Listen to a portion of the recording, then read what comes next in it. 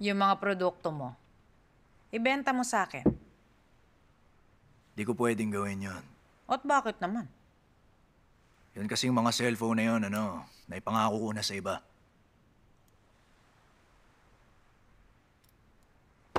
Magkanong alok niya sa'yo? Dadagdagan ko pa ng 10% yon. Ang tulad ko, di nangangako sa 2 tao. Pasensya na. Magkababayan naman tayo. Sa akin mo na lang ibenta ang mga yon. Anong klaseng panunulot naman yon? Ay, pambira. Umupo ka dyan. Huwag mong idamay sa negosyo ang may kinalaman sa school. Oo nga pala, hindi ka nakapag-aral, no? Namamalimos ka lang dati. Ang lakas ng loob mo magpunta rito! Di ko rin naman gustong pumunta. May transaksyon lang kami ng kaibigan ko to at maniningil ako ng pambayad sa pinaospital ng mga tao ko. Bakit hindi muna kayo order? Libre ko. Gutom na nga ako, kaya lang... Yung mukha, nakakawala ng gana. Ulo ka!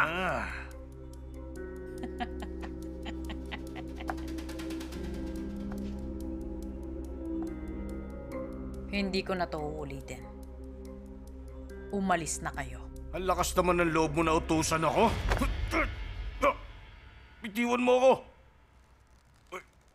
May 3 bagay na di dapat pinapakita sa babae. Alam mo ba mga yon? Mapanakit na tingin, mapanakit na salita, at saka mapanakit na kamao. At ngayon, pinakita mo lahat ng sabay-sabay pa. Bossing, ayos ka na ba? Bossing. Nol, Bossing. okay na. Ayos ka lang. Ay, ano ba mga sinasabi mo? Pambihirang tao to. Pusit to. Bossing! Okay ka lang? Bossing! Bossing! Tulungan niyo siya! Sandali lang. Ikaw. Sa totoo lang, Brad, dismayado ako sa'yo. Yung usapan natin, pinabawi ko na ngayon.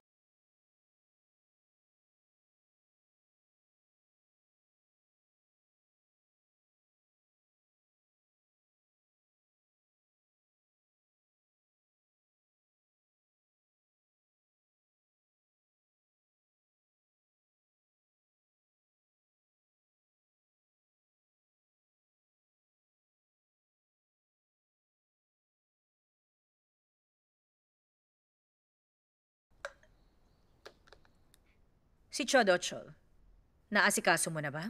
Opo, nagawa ko na. Alam mo na dapat walang may iwang bakas, ha? Opo. Pag nagkamali ka ng 3 beses, pruweba yon na hindi ka magaling. Alam mong ibig kong sabihin? Opo. Anong reaction ng VIPs? Nung una, hindi sila makapagdesisyon. Pero nung nalaman nila yung sa transplant ni Chairman Park, tuloy-tuloy ang request sa Secretary's Office. Hindi ko alam kung bakit hindi ko kagad naisip yon, ha? Ang dapat ko lang namang gawin, i-link ko lang ang supply sa demand, no? Grabe. Talaga bang hindi tayo dapat paapekto sa magiging reaksyon ni Mr. Jiang? Bakit? Ano bang magagawa niya? Itatakas niya silang lahat?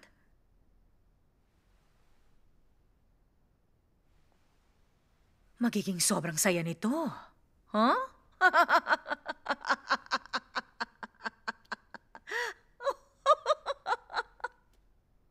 Di ba? Malapit na ako makalabas. Oo nga. Ang sabi ni Mr. Kim, sandali ka na lang daw dyan sa loob. Okay. Itong kalbaryong pinagdaraanan ko, matatapos din. Anong matapos agad? Ay, nako!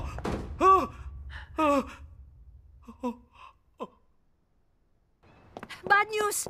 Nahuli si Mr. Pak. Anong gagawin natin? Ika-cancel na ba natin ang plano ngayon para i-rescue siya? Mabuti na yung nangyari. At least makakalis na siya ron. Ha?